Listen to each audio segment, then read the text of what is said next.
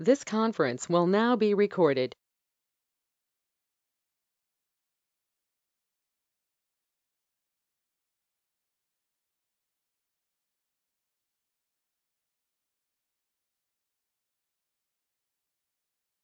अस्सलाम वालेकुम। आप सबको मेरी आवाज़ आ रही है? जी वालेकुम सलाम। जी सर। जी आ रही है आवाज़ आप।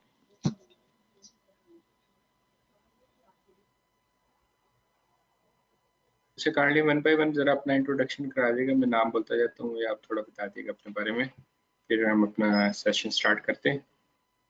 अब्दुल वहाब नजम।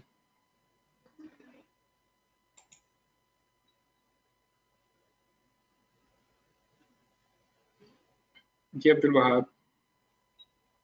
अस्सलाम वालेकुम। मैं जी डेटा में काम करता हूँ as a data engineer. Good.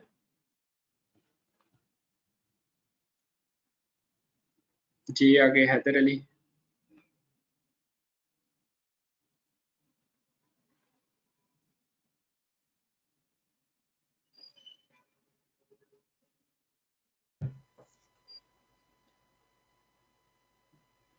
जी हैदर अली को आवाज़ नहीं आ रही।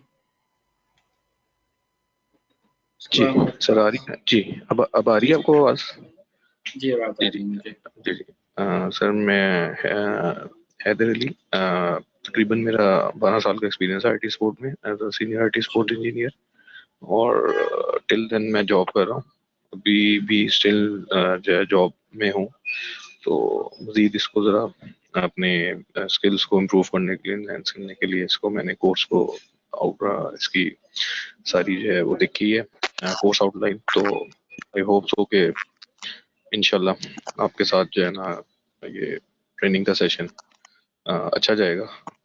इंशाल्लाह इंशाल्लाह। जी इंशाल्लाह। Thank you. Thank you. अच्छा, इसके बाद जी हमारे पास ये शाहिद हैं। शाहिद। जी अस्सलाम वालेकुम। जी सर, मेरा ताल्लुक इधर मस्कत ओमान से। तो अभी काफ़ी सालों के बाद दोबारा मैं आईटी की फील्ड की तरफ आया हूँ। तो जस्ट सही। मतलब रिवीजन ही चल रही है अभी। पहले पिछला जो मेरा सेशन है वो सर राहील के साथ वो मिस हो चुका था, मैं थोड़ा बिजी था। तो फिर सही। दोबारा आई थिंक आपने रमज़ान में करना था, फिर रमज़ान में नहीं हो सका, तो फिर अभी दोबारा हाँ जी स्टार्ट किया है। जी, वो स्टूडेंट्स बस वो रमज़ान की वजह से थोड़ा स्किप हो गए थे, इसलिए फिर जी हमने रोक दिया था सेशन। तो आप स्टार्ट कर रहे हैं इसको दोबारा। जी सर। Thank you. अच्छा, इसके बाद वकास अली हैं।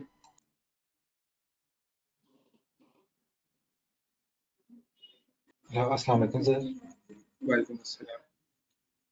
सर मैं वकास अली हूँ और आईटी सुपरवाइज़र जॉब करता हूँ लाहौर में, और मैं माइक्रोसॉफ्ट एज़्योर सर्टिफाइड हूँ एसोसिएट। तो माशाल्लाह। हाँ, मैं ट्रेनिंग के लिए जो है ना ये सेशन ज्वाइन करना चाहता हूँ। सही है, गुड है, थैंक यू। अच्छा, ये लेनोवो के नाम से आए हुए हैं, ये कार्ड अपना इंट्रोडक्शन दे दीजिए।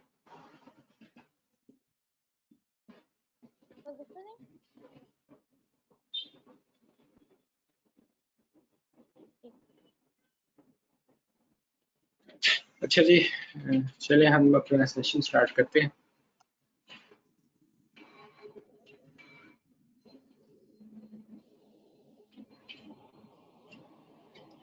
जी सैयदा तूबा जफर, थोड़ा सा अपना इंट्रोडक्शन दे दिएगा। My name is Tuba Zafar, belonging from Rawalpindi. Currently completed my master's degree in human resource management. Just for improving my skill, I have to attend this session. Okay, thank you. अच्छा जी, हम अपना session start करते हैं आज का। मेरा नाम जी मोहम्मद असद जलील है, ठीक है, और मैं तकरीबन 13+ ईयर्स मुझे एक्सपीरियंस हो चुका है आईटी की फील्ड में। और इसमें तकरीबन 4 ईयर होने वाले मुझे आई-टेक नेट से ट्रेनिंग्स देते हुए। यहाँ पे मैं AWS, Azure, SCCM जिसका न्यू नेम MECM है, Intune जिसका new name and point manager है, और ऑफिस 365 जिसका न्यू नेम माइक्रोसॉफ्ट 365 है। इन सब की ट्रेनिंग्स यहाँ पे मैं iTechNets के प्लेटफॉर्म पर प्रोवाइड कर रहा हूँ। ठीक है, तो आज बेसिकली हमारा जो सेशन है ये माइक्रोसॉफ्ट एज्योर AZ-104 से रिलेटेड है, जो कि माइक्रोसॉफ्ट का एडमिनिस्ट्रेटर एग्जाम है।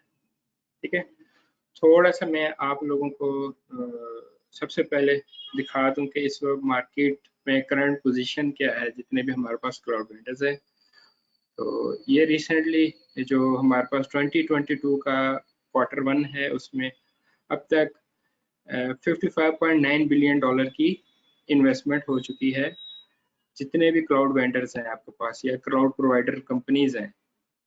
ठीक है, वो इसमें इतनी इन्वेस्टमेंट कर चुके हैं Q1 में, और इसमें सबसे ज़्यादा अभी तक मार्केट का जो लीडिंग कह लें रोल प्ले कर रहा है वो इसमें AWS ही कर रहा है। ठीक है, इसके बाद सबसे ज़्यादा मार्केट शेयर्स हैं। उसके बाद सेकंड नंबर पर माइक्रोसॉफ्ट एज्योर आ जाता है 21% के साथ। थर्ड पे इस पर गूगल क्लाउड है, उसके पास 8% शेयर्स हैं।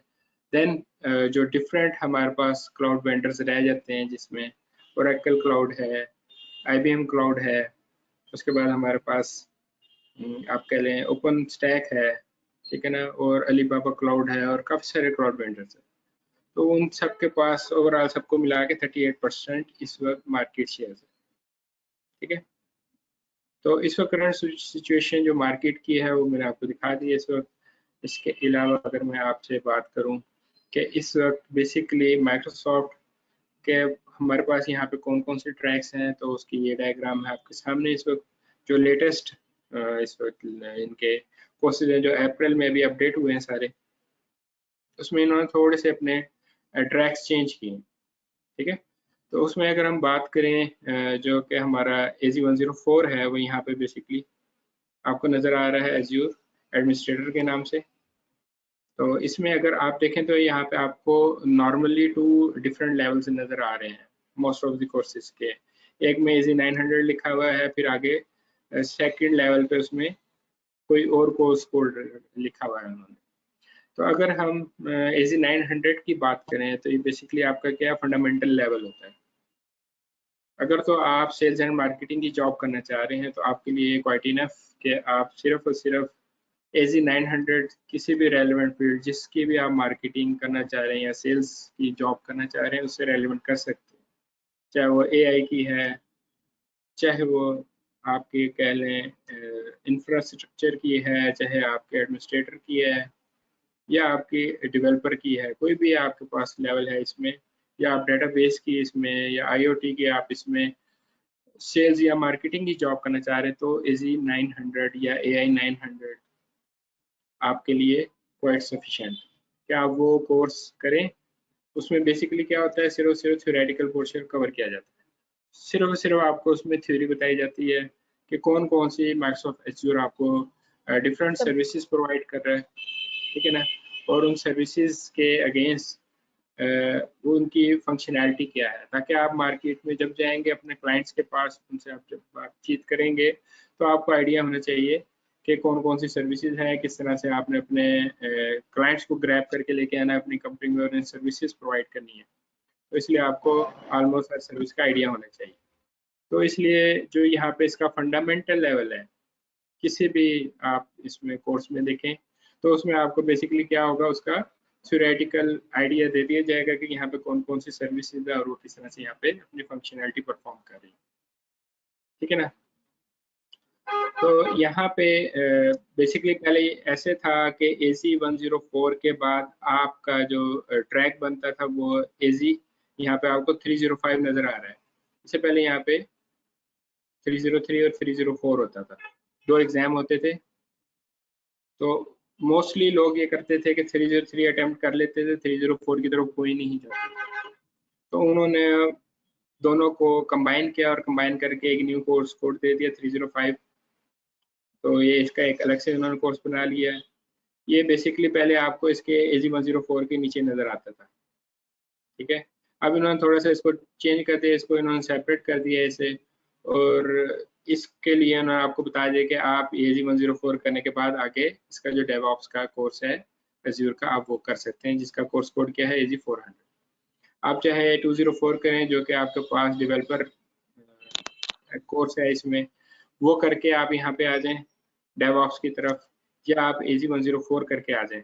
जबकि इसका जो हमारे नज़र में प्रॉपर ट्रैक बनता है वो AZ 104 के बाद आपके पास 305 ही बनता है, क्योंकि इसमें ये सारे आप एडमिनिस्ट्रेशन सीखते हैं कि किस तरह से यहाँ पे आपके वर्चुअल मशीन्स हो गई, या आप उसको कह लें क्या बोलते हैं सर्वर। अगर हम सिंपल वर्डिंग में बात करें तो हमारे पास सर्वर्स चल रहे होते हैं फिजिकल एनवायरनमेंट में, तो वो जो हमारे पास यहाँ पे सर्वर्स होते हैं उनको आप यहाँ पे एज्योर में वर्चुअल मशीन का नाम देते हैं।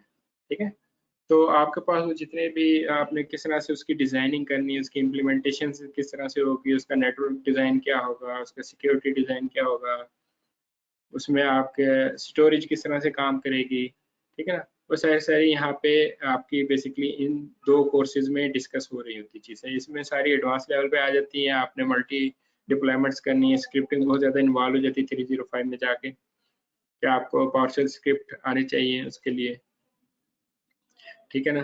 तो बेसिकली यहाँ पे आप इन डेप्थ डिजाइनिंग को डिस्कस कर रहे होते हैं और इम्प्लीमेंटेशन कर रहे होते हैं। तो प्रॉपर ये ट्रैक बनता है हमारी नज़र में AZ 104 के बाद 305। बाकी ये है, ये अगर आपने डेवलपर का कोर्स किया हुआ है यहाँ पे 204, तो देन आप इजीली यहाँ पे जा सकते हैं, क्योंकि इसमें टोटल जितनी भी इनकी पाइपलाइंस है वो सारी डिस्कस कर रही होती है, code build, code deploy, code pipeline, code artifacts, इस तरह से मल्टीपल है इनकी पाइपलाइंस। उनका बेसिक पर्पस क्या है, उनको आपने किस तरह से यूज करना, वो सारे का सारा आप इन 2 कोर्सेज में बेसिकली डिस्कस कर रहे हैं। ठीक है, अगर मैं आपको यहाँ पे डिफरेंट जो हमारे पास यहाँ पे कोर्सेज है, अगर उनकी मैं आपको डिटेल दिखाऊँ।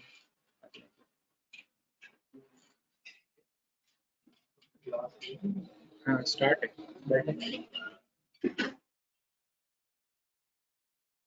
1 मिनट दीजिएगा जरा मुझे।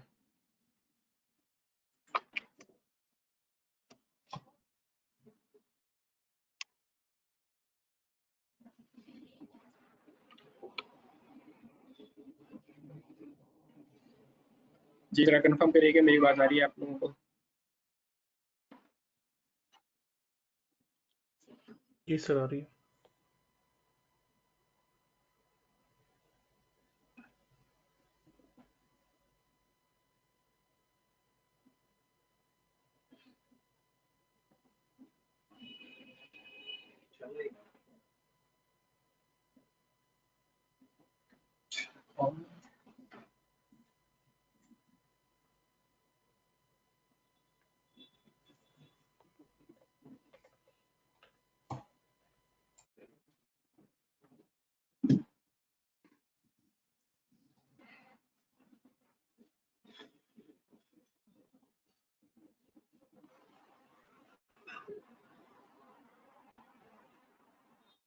जी आप सब लोगों को मेरी बात आ रही है, जरा कंफर्म कर दें।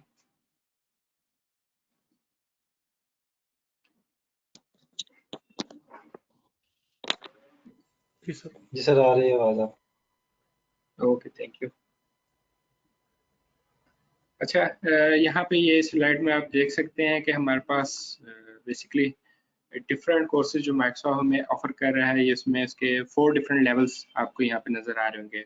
पहले नंबर पे हमारे पास फंडामेंटल लेवल है, सेकंड हमारे पास एसोसिएट लेवल है, थर्ड हमारे पास एक्सपर्ट लेवल है, और उसके बाद हमारे पास फाइनल स्पेशलिटी लेवल आ जाता है। ठीक है, ये 4 डिफरेंट लेवल्स हैं जो माइक्रोसॉफ्ट हमें ऑफर कर रहा है। फंडामेंटल लेवल में जैसे कि मैंने आपको पहले बता दिया है कि बेसिकली सेल्स एंड मार्केटिंग के लिए, उसमें आपके पास ये 4 डिफरेंट कोर्सेज नजर आ रहे होंगे आपको। इसमें एज्योर फंडामेंटल्स है, उसको AZ 900 का नाम देता है। उसके बाद आपके पास एज्योर डाटा फंडामेंटल्स है, जिसको वो DP 900 का नाम देता है। उसके बाद एज्योर AI फंडामेंटल है, जो कि आपका आर्टिफिशियल इंटेलिजेंस से रिलेटेड है सारा, वो AI 900 है। और उसके बाद आपके पास security compliance and identity fundamentals है, जिसको वो SE 900 का नाम देता है। ठीक है, तो ये आपको करने की ऐसा कोई जरूरत नहीं है। अगर आप प्योरली टेक्निकल साइड पे आना चाह रहे हैं तो आप डायरेक्ट एसोसिएट लेवल से अपना कैरियर स्टार्ट कर सकते हैं। ठीक है, इसमें हम जो आज कोर्स डिस्कस करने जा रहे हैं वो हमारे पास AZ 104 है, जो कि एज्योर एडमिनिस्ट्रेटर एसोसिएट है। ठीक हो गया। उसके अलावा एसोसिएट लेवल पे हमारे पास डेवलपर एसोसिएट है, उसका AZ 204 है कोड। फिर डेटाबेस की जैसे मैंने आपसे बात की थी कि डेटाबेस एडमिनिस्ट्रेटर आप प्योरली इसमें जितनी भी डेटाबेसेस हैं एज़्योर हमें ऑफर कर रहा है, उन पे हम किस तरह से वर्किंग करते हैं वो सारा इसमें एज़्योर डेटाबेस एडमिनिस्ट्रेटर में हम सारे डिस्कस करते हैं। वो DP 300 का कोर्स कोड है।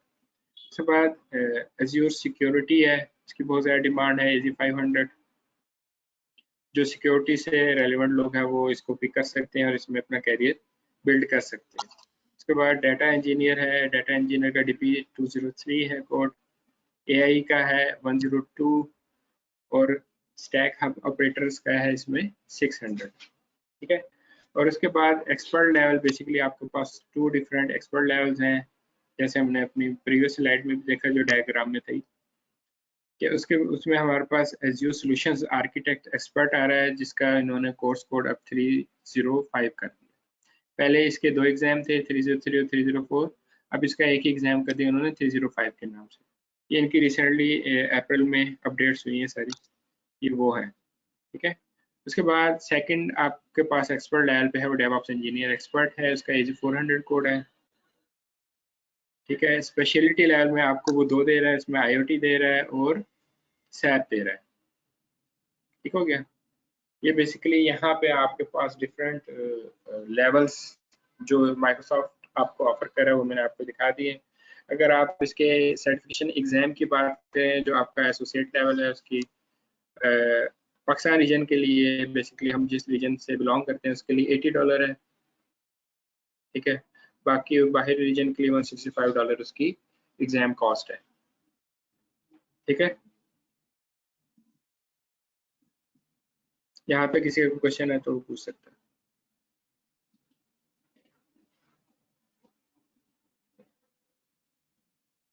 किसी का कोई क्वेश्चन नहीं है? सर एक चीज़ पूछनी थी, जी आपने कहा शायद कि ये कोडिंग वगैरह यूज़ होती है, तो मतलब ये डेवलपमेंट की साइड पे आता है, ये प्रोग्रामिंग की साइड पे आगे माइक्रोसॉफ्ट एज़ूर? नहीं, ये प्योरली सारा नहीं है उस साइड पे। बेसिकली इसमें जब आप कोडिंग की बात करते हैं ना तो उसमें आपके 2 ट्रैक्स आ जाते हैं, एक इम्प्लीमेंटेशन ट्रैक होता है और एक आपका डेवलपमेंट ट्रैक होता है। इम्प्लीमेंटेशन टीम जो हम लोग हैं बेसिकली वो लोग होते हैं, बाकी डेवलपर्स जो होते हैं वो डेवलपमेंट टीम में आ जाते हैं, ठीक है ना। बाकी जो कोडिंग की बात करें आप, जैसे 305 में मैंने आपको बात की कि उसमें आपको पावरशेल स्क्रिप्टिंग आनी चाहिए, ठीक है ना। वो स्क्रिप्टिंग वो समथिंग एल्स। इसमें 2-3 किस्म की आपकी स्क्रिप्टिंग यूज हो रही होती है, पावरशेल की भी यूज होती है, जेसन फॉर्मेट में भी हम डिफरेंट टेम्पलेट्स बना के उसको यूज कर रहे होते हैं कि जब लार्ज स्केल डिप्लॉयमेंट्स आती हैं वहाँ पे बेसिकली हम फिर बाउंड होते हैं कि हम टेम्पलेट्स की तरफ जाएं या स्क्रिप्टिंग की तरफ जाएं।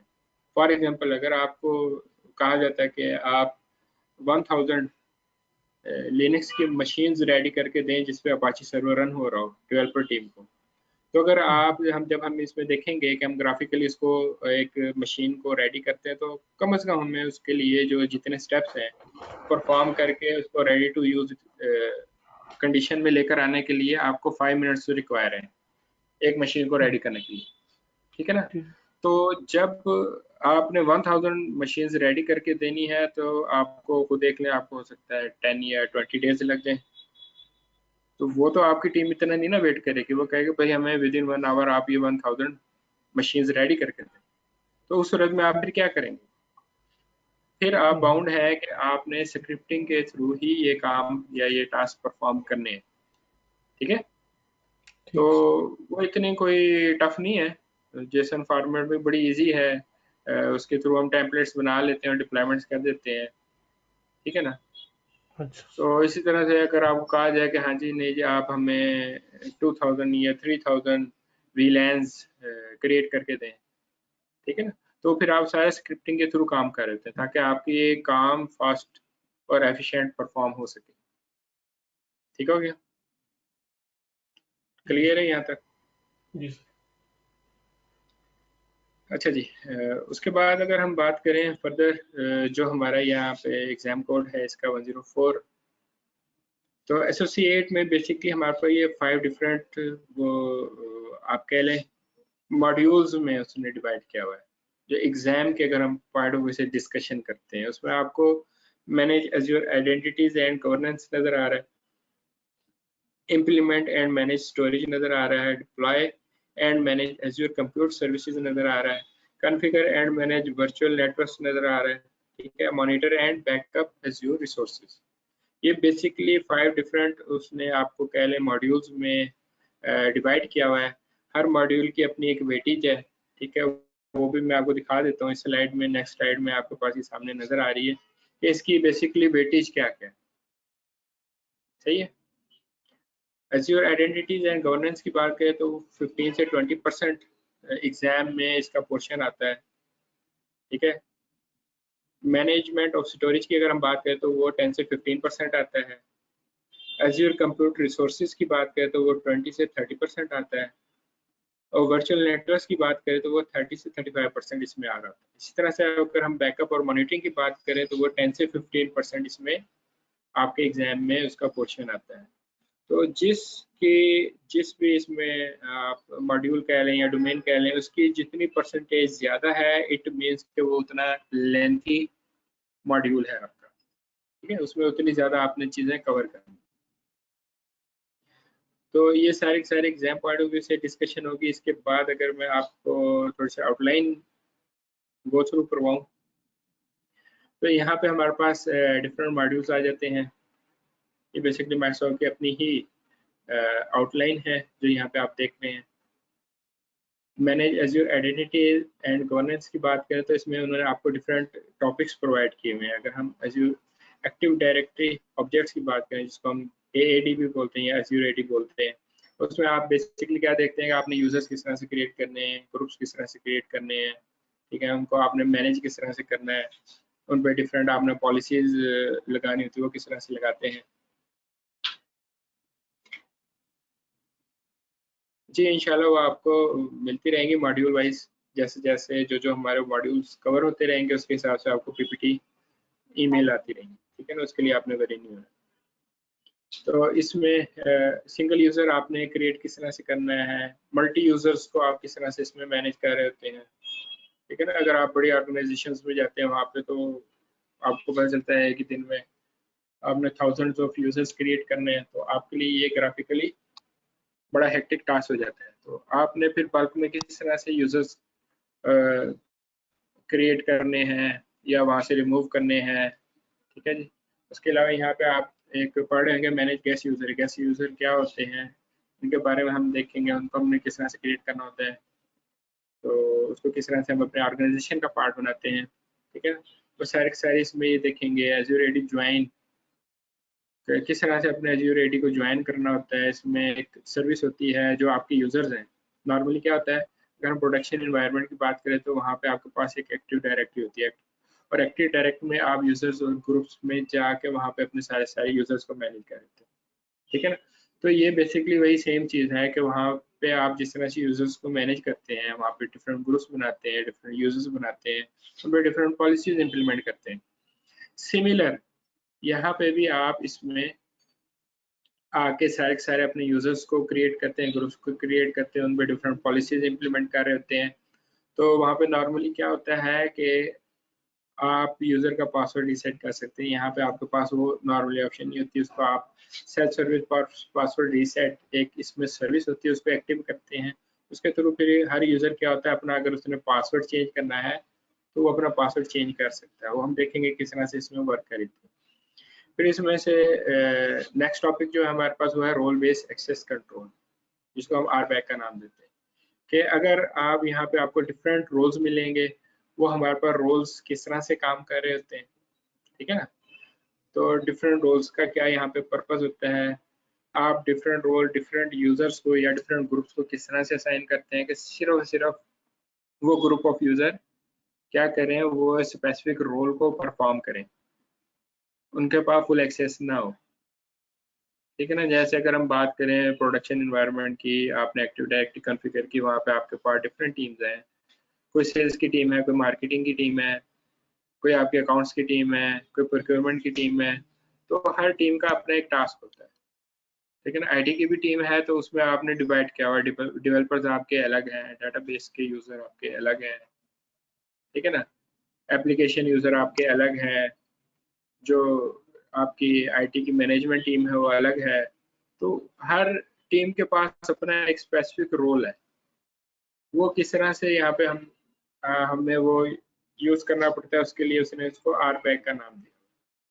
तो उसमें हम देखेंगे कि बाय डिफॉल्ट जो उसने हमें डिफरेंट रोल्स दिए हुए उनको हमने किस तरह से यूज करना है। अगर हमने अपना खुद का क्रिएट करना है तो वो हमने इसको किस तरह से क्रिएट करना है। फिर इसमें सब्सक्रिप्शंस को हम डिस्कस करेंगे, सब्सक्रिप्शन होती क्या है, रिसोर्स ग्रुप्स क्या होते हैं, उसका पर्पस क्या है, डिफरेंट हमारे पास रिसोर्सेज होते हैं, ठीक है ना। जैसे वर्चुअल मशीन की हम बात कर रहे हैं, स्टोरेज अकाउंट की बात कर रहे हैं, डेटाबेस की बात कर रहे हैं, ये सारे हमारे पास रिसोर्सेज हैं। तो वो बेसिकली है क्या, उनको हमने किस तरह से यूज करना होता है, किस तरह से उनको कंट्रोल करते हैं, वो सारी की सारी चीजें हम इसमें डिस्कस करेंगे। जी वालेकुम अस्सलाम जी, काइंडली अपना नाम बता दें आपका, क्योंकि नाम यहाँ पे क्लियर नहीं है। उसमें डिफरेंट डायरेक्टरीज होती, किस तरह से क्रिएट आप कर सकते हैं, उनको मैनेज आप किस तरह से करेंगे, वो सारे हम इसमें डिस्कस करते हैं। फिर इसमें थर्ड टॉपिक है हमारे पास मैनेज सब्सक्रिप्शन एंड गवर्नेंस। इसको हम किस तरह से मैनेज कर सकते हैं। उसमें एज्योर पॉलिसीज हैं, रिसोर्स लॉक्स हैं, ठीक है ना। Okay Usman, thank you. उसमें डिफरेंट रिसोर्स ग्रुप्स हैं, एक रिसोर्स ग्रुप से दूसरे रिसोर्स ग्रुप में आपने किस तरह से मूव करने होते हैं अपने जो भी आप रिसोर्स यूज कर रहे हैं। फॉर एग्जांपल आपकी एक वर्चुअल मशीन रन हो रही है, अगर आप उसको एक रिसोर्स ग्रुप से दूसरे रिसोर्स ग्रुप में लेके जाना चाहते हैं, कैसे लेके जाएंगे, ठीक है ना। वो सारी चीजें हम डिस्कस करेंगे। उसमें डिफरेंट सब्सक्रिप्शंस होती हैं आपके पास, उनको आपने किस तरह से मैनेज करना होता है, कॉस्ट मैनेजमेंट उसकी क्या होती है, किस तरह से हम उसको सेटअप कर सकते हैं, ठीक है। वो सारी चीजें हम यहाँ पे देखेंगे। देन हमारे पास मॉड्यूल 2 आ जाता है उसका, जो कि हमारा टोटली स्टोरेज का मॉड्यूल है। उसमें हम देखेंगे स्टोरेज अकाउंट हमारा बेसिकली क्या होता है, उसमें हम किस तरह से स्टोरेज अकाउंट क्रिएट करते हैं, कंटेनर उसमें हमारे किस तरह से क्रिएट होते हैं, उसके अंदर डिफरेंट पॉलिसीज हम किस तरह से इम्प्लीमेंट करते हैं, किस तरह से एक्सेस करे यूजर आपके उस कंटेनर को या उस स्टोरेज अकाउंट को। उसमें सैस कीज क्या होती हैं, जिसको शेयर्ड एक्सेस सिग्नेचर कीज हम बोलते हैं, ठीक है।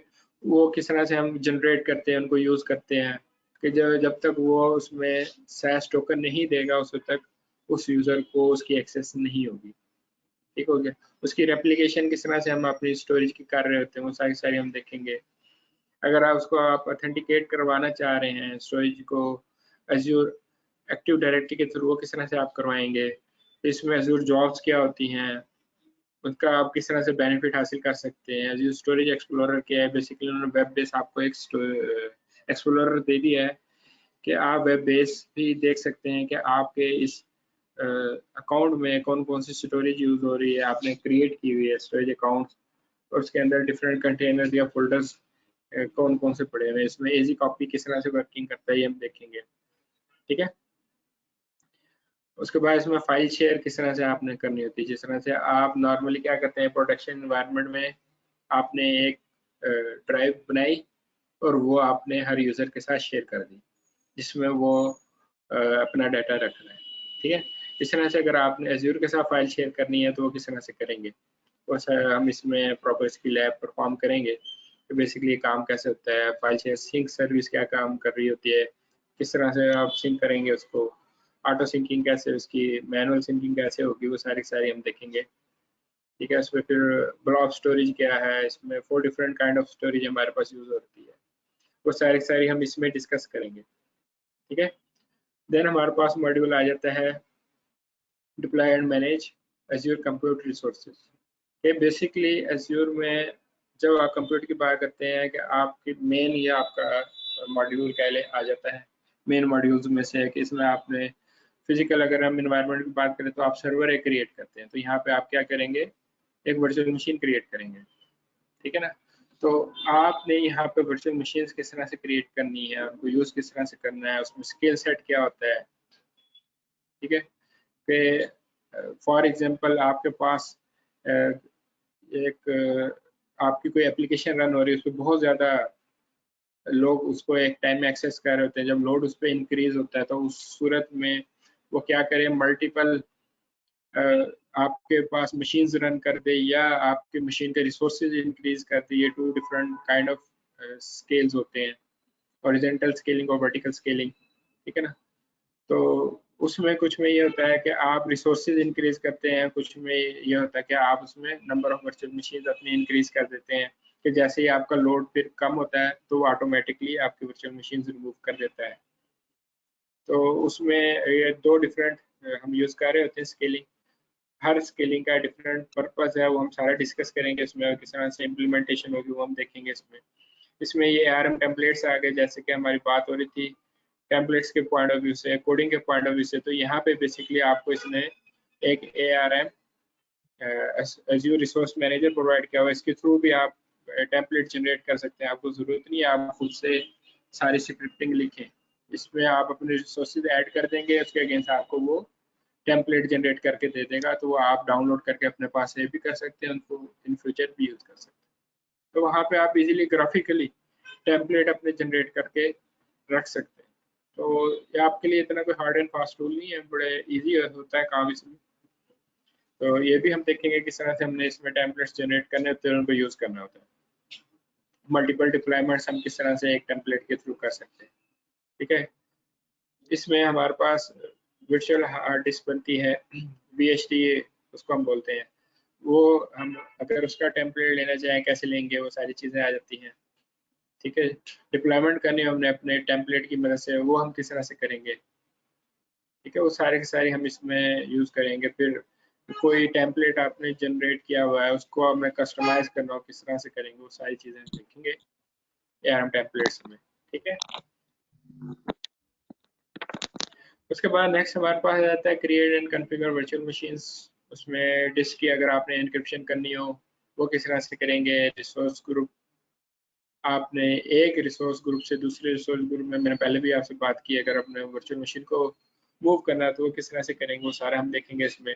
इसकी साइजिंग बात करेंगे, कौन कौन से डिफरेंट कैटेगरीज या साइजेस हमें प्रोवाइड कर रहा है माइक्रोसॉफ्ट यहाँ पे, ठीक है ना। इसमें डिफरेंट इसकी टाइप्स हैं, वो हम सारे के सारे डिस्कस करेंगे, कौन सी टाइप आपको काम पे फ़ायदा दे सकती है।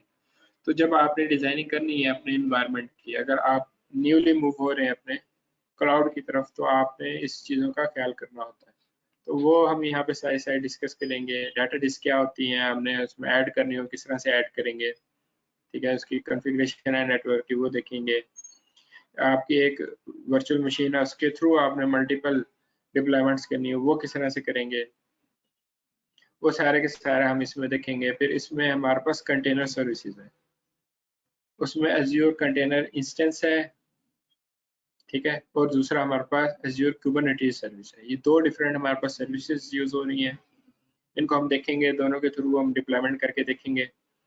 फिर देन आपके पास आ जाता है वेब एप्लीकेशंस, कि आपने किस तरह से रेडीमेड वेब एप्लीकेशंस को यूज़ करना है, या आपने अपनी कोई वेब एप्लीकेशन बनाई उसको आप किस तरह से यहाँ पे वेब एप्लीकेशंस के थ्रू डिप्लॉय कर सकते हैं। इसमें आपके पास एप्लीकेशन के सर्विस प्लान्स कौन कौन से दिए हैं, वो सारे सारे हम इसमें डिस्कस करेंगे, ठीक है।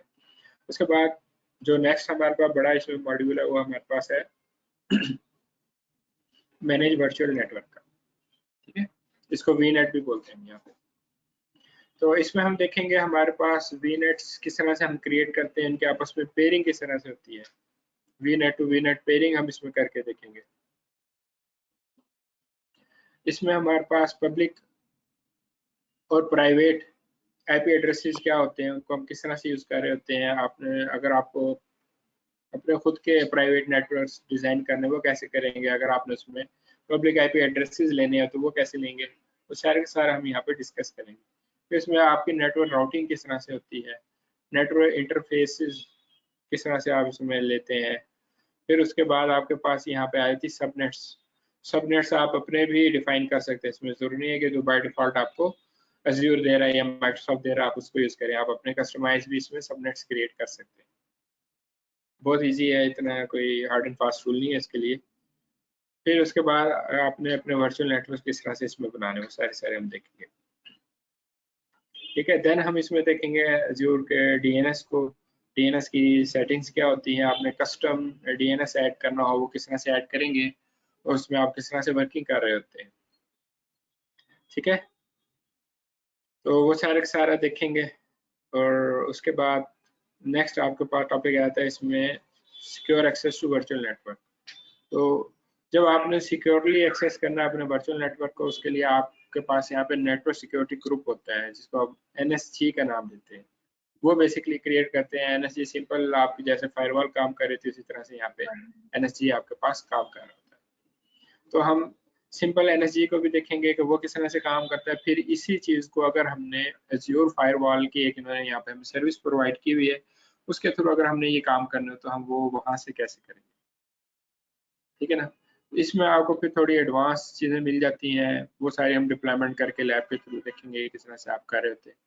एक इसमें एज्योर बेस्टियन सर्विस यूज हो रही होती है कि आपके पास यहाँ पे जो भी आपकी वर्चुअल मशीन है उसको आप यहाँ पे किस तरह से वेब बेस अगर आपने एक्सेस देनी है किसी को वर्चुअल मशीन की, और आप चाहते हैं कि वो सिक्योर वे में जाए, उसके पास जो भी यूजर है वो सिक्योरली आपको वेब बेस आपकी जो भी वर्चुअल मशीन है उसको एक्सेस करे। जैसे आपके पास डेवलपमेंट टीम्स है और वो डेवलपमेंट कर रही है अपनी, और आपको नॉर्मली क्या करना पड़ता है, उनको वेब बेस एक्सेस देनी पड़ती है जितने भी यहाँ पे आपके पास मशीन है।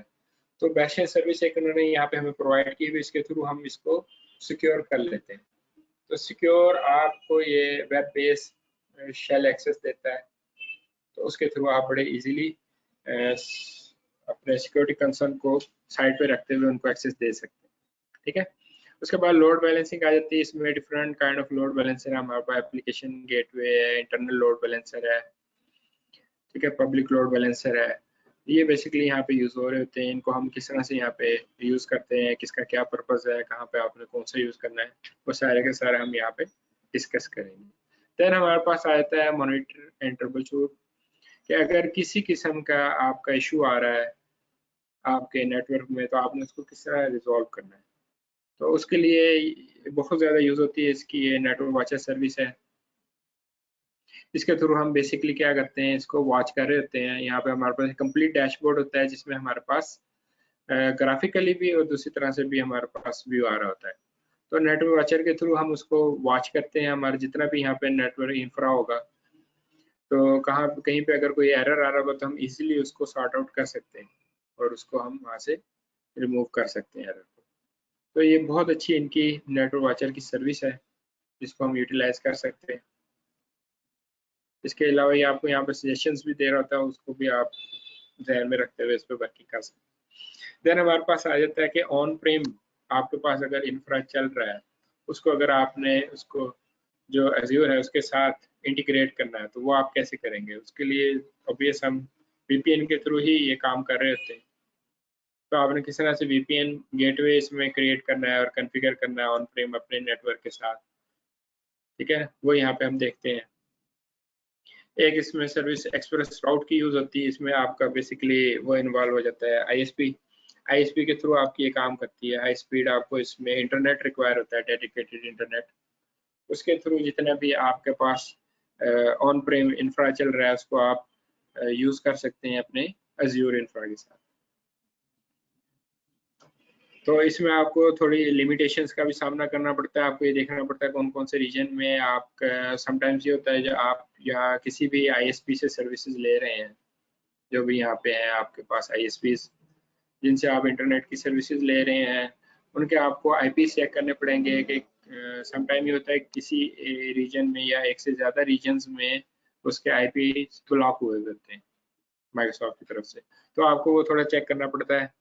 तो उस हिसाब से फिर आपको वो सारी अपनी यहाँ पे सेटिंग करनी पड़ती है। उसके बाद वैन के थ्रू आप किस तरह से आप इसको कॉन्फ़िगर करते हैं और यूज़ करते हैं, वो सारे हम इसमें देखेंगे। देन आपके पास मॉनिटरिंग एंड बैकअप का आ जाता है मॉड्यूल।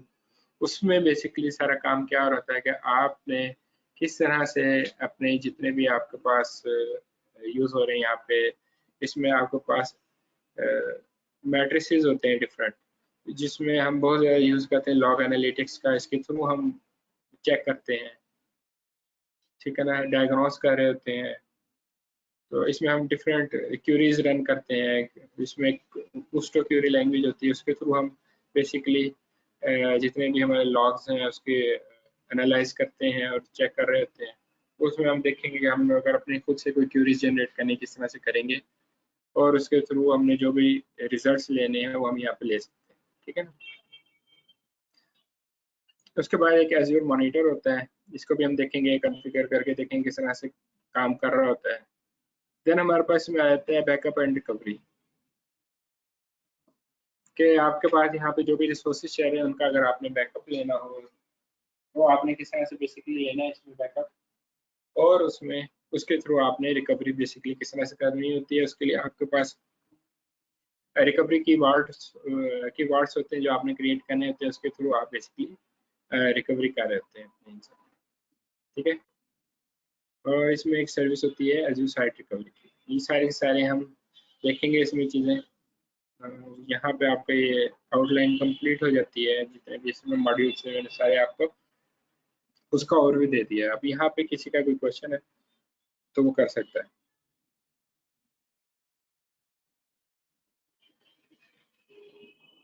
बाकी जो प्रॉपर कोर्स इंशाल्लाह कल से इसके स्टार्ट हो जाएगी क्लास, उसका हम बेसिक से स्टार्ट करेंगे। पहले आपको बताऊंगा फिजिकल इंफ्रा में कैसे काम होता था, फिर उसको वर्चुअलाइजेशन में हमने किस तरह से उसको यूज़ किया, फिर क्लाउड में उसको किस तरह से हम यूज़ कर रहे हैं, ठीक है ना, ताकि आपकी एक अच्छे से बेस बन जाए। उसके बाद फिर हम प्रॉपर इसमें काम स्टार्ट कर देंगे 1 बाय 1 मॉड्यूल्स में। जी वालेकुम अस्सलाम। जी साकिब।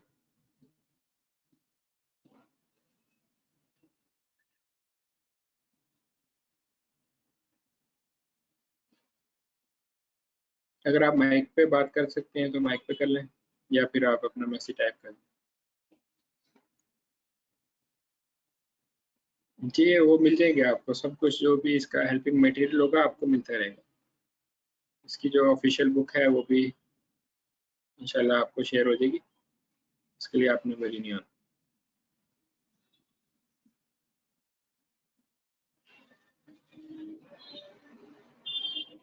जी किसी का और कोई क्वेश्चन है तो बताएं, फिर हम अपना ये सेशन वाइंड अप करते हैं। कल इंशाल्लाह फिर हम इसमें बेसिक कॉन्सेप्ट्स क्लियर करेंगे। सर एक चीज पूछनी थी। जी शायद मतलब माइक्रोसॉफ्ट एजूर के लिए हमें जी पहले जो लोकल जो सर्वर्स हैं उनका नॉलेज होना ज़रूरी है, एक मतलब कि डायरेक्टली भी कर सकते हैं, समझ सकते हैं हम?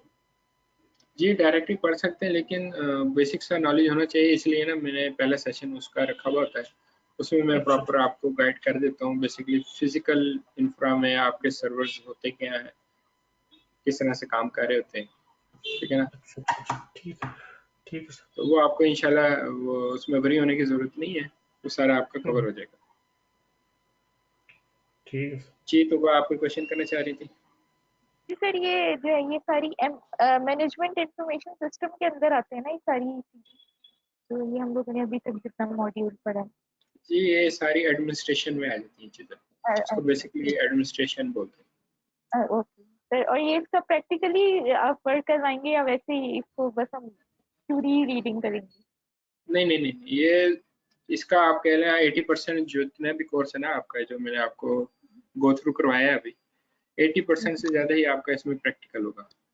ये ठीक आपने है खुद सर। ही देखना है कि आपने वीनेट किस तरह से क्रिएट करना है, उसके अंदर सही अगर आपने आईपी एड्रेसिंग देनी है वो आप अपनी मर्जी की आईपी एड्रेसिंग देंगे उसमें, ठीक है ना। सही। पब्लिक आईपी जी एड्रेस आपने ऐड करने वो आप खुद ऐड करेंगे, सही नेटवर्क राउट्स आप खुद ऐड करेंगे, सारा सही। प्रैक्टिकली है।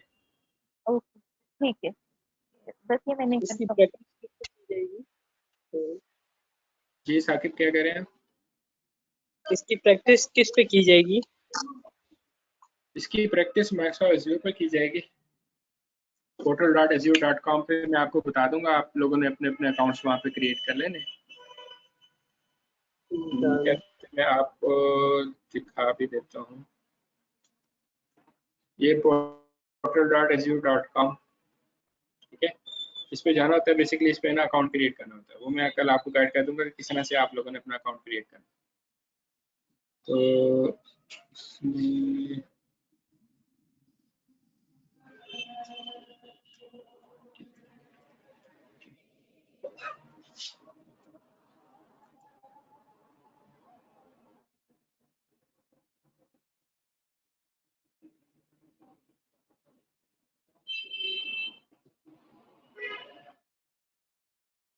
ये बेसिकली इसका डैशबोर्ड है माइक्रोसॉफ्ट एज़्योर का। यहाँ पे ये कुछ सर्विसेज आपको यहाँ पे नज़र आ रही हैं। अगर मैं ये जो 3 लाइंस आ रही हैं इस पर क्लिक करता हूँ लेफ्ट साइड पे, तो यहाँ पे इसके कंप्लीट आपको डिटेल्स दिखा रहा है जो यहाँ पे सर्विसेज, ये डिफरेंट कैटेगरीज है यहाँ पे आपको नज़र आ रही है। Resource groups, app services, function app, SQL databases, Azure Cosmos dB, virtual machines, load balancers, ये स्टोरेज अकाउंट्स, ये इसकी डिफरेंट आप कह लें कैटेगरीज हैं सर्विसेज की। अगर मैं ये देखें ऑल सर्विसेज पे क्लिक करता हूँ तो यहाँ पे बेसिकली ये जितनी भी सर्विसेज हैं माइक्रोसॉफ्ट आपको ऑफर कर रहा है वो सारी की सारी यहाँ पे आपको बता रहा है। जनरल में देखें वो आपको बता रहा है कि 18 सर्विसेज हैं, और इसको अगर हम थोड़ा सा स्क्रॉल डाउन कर दें तो यहाँ कंप्यूटर में आपको बता रहा है 28 सर्विसेज हैं जो आपको डिफरेंट यहाँ प्रोवाइड की जा रही हैं। नेटवर्किंग में 34 हैं, ठीक है ना। तो इस तरह से आपके पास अगर आप यहाँ पे देखें, अगर मैं यहाँ पे क्लिक करता हूँ तो यहाँ पे बेसिकली क्या है आपके पास फेवरेट्स हैं। फेवरेट्स में ये आपको ये सर्विसेज दे रहे हैं। तो यहाँ पे अगर आप किसी को भी फेवरेट करना चाह रहे हैं तो उस सर्विस पे जैसे रिसोर्स ग्रुप है इसमें आएंगे और स्टार्ट पे क्लिक करेंगे तो यहाँ पे आपको वो शो हो जाएगी, चूंकि ऑलरेडी रिसोर्स ग्रुप्स यहाँ पे आ रहा है तो वो आप मैं इसलिए इस पर क्लिक, अगर मैं इस पर क्लिक करूंगा तो यहाँ से मैंने इसको अनस्टार किया तो यहाँ से हाइड हो गया, ठीक है। अब यहाँ से चला गया, फेवरेट्स में मुझे शो नहीं हो रहा। अगर मैं दोबारा लेके आना तो मैं क्या करूंगा, उस सर्विस पे आऊंगा, उसके स्टार पे क्लिक करूंगा तो वहाँ पे मेरे पास ऐड हो जाएगा, ठीक है। अब ये बिल्कुल लास्ट में जाके ऐड हो गई।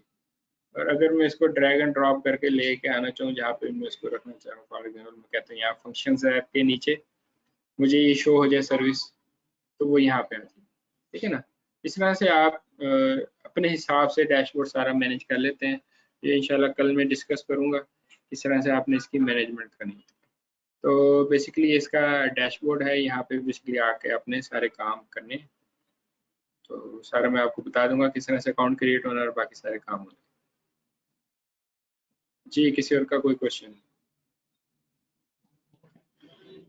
जी कामरान इखलाक, आई थिंक आपने लेट ज्वाइन किया।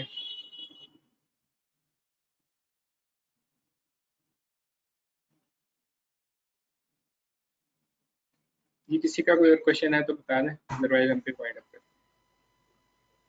नहीं सर।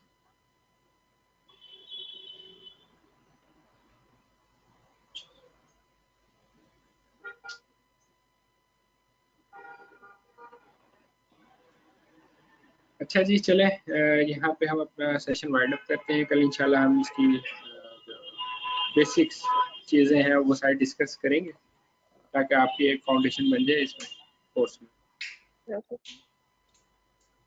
ओके जी, अल्लाह हाफिज़। Allah. अल्लाह हाफ़िज़।